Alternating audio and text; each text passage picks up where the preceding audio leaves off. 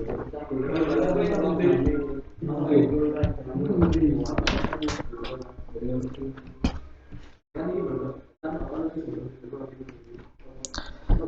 warahmatullahi wabarakatuh. Perkenalkan, nama saya Mafula Salsabila Ramadan dari kelas 23 JBA 1 absen 16. Di sini saya akan mempresentasikan tentang perencanaan air bersih di Desa Kayu Terjo dan Desa Kedung Yang pertama, latar belakangnya yaitu air bersih adalah salah satu jenis sumber daya air berbasis air yang bermutu baik dan biasa dimanfaatkan oleh manusia untuk dikonsumsi atau untuk melakukan aktivitas mereka sehari-hari, termasuk sanitasi.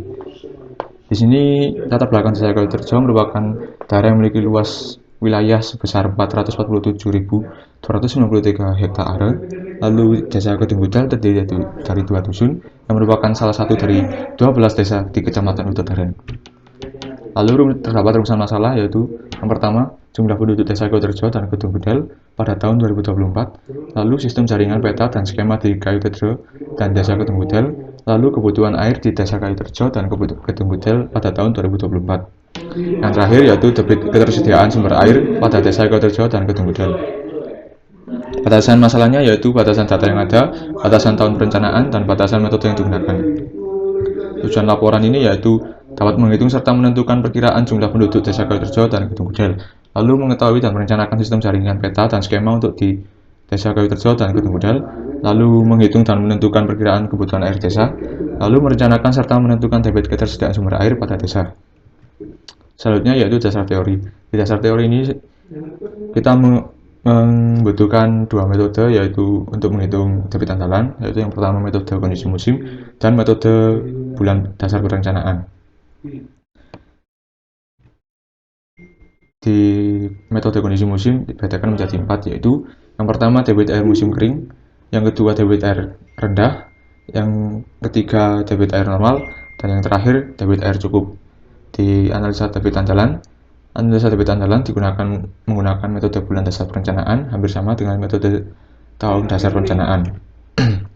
Lalu untuk tahap pemilihan metode proyeksi jumlah penduduk, yang pertama yaitu menyiapkan jumlah penduduk 10 tahun terakhir, lalu menghitung pertumbuhan penduduk, lalu yang ketiga menghitung proyeksi penduduk setiap tahun, lalu selanjutnya menghitung standar deviasi dan uji korelasi setiap metode, dan yang terakhir memilih metode dengan nilai standar deviasi yang terkecil dan nilai uji korelasinya R sampai 1. Untuk rumus standar deviasinya sebagai berikut, dan juga rumus korelasi serta metode perhitungan proyeksi jumlah penduduk.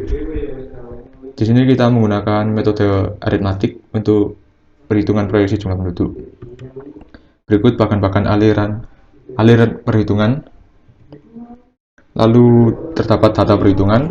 Di sini terdapat peta topografi, peta desa Kedung dan Kayu Terjo, dan ini data desa 10 tahun terakhir, data penduduk Kedung dan Kayu Terjo, lalu perhitungan dan pembahasan.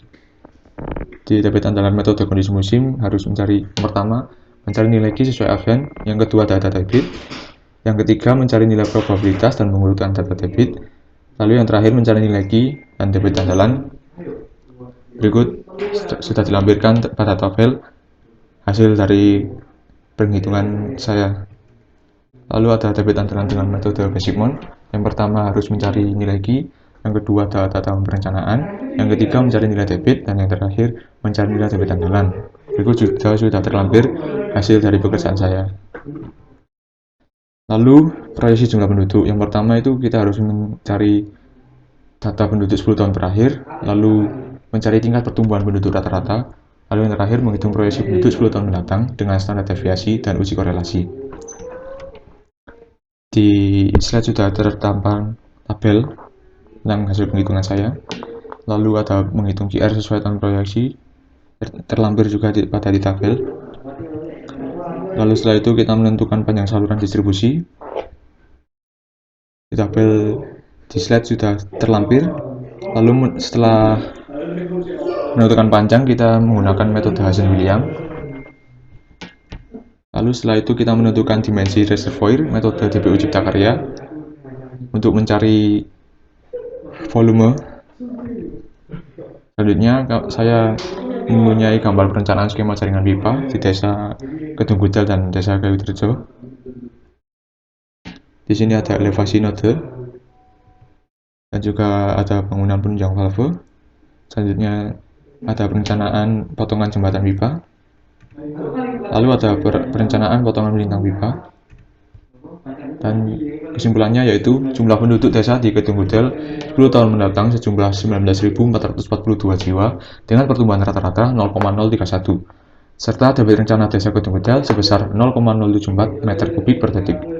Lalu pada jumlah penduduk di desa Kayuterjo 10 tahun mendatang sejumlah 30.959 jiwa dengan pertumbuhan rata-rata 0,003 dengan debit rencana di desa Kedungudel sebesar 0,0136 meter kubik per detik. Untuk sistem jaringan data dan skema dari desa Kedungudel dan Kayuterjo menggunakan sistem campuran yaitu terdiri dari 18 node dan bersumber dari air tanah. Sekian dari saya, terima kasih. Apabila ada kekurangan mohon maaf. Wassalamualaikum warahmatullahi wabarakatuh.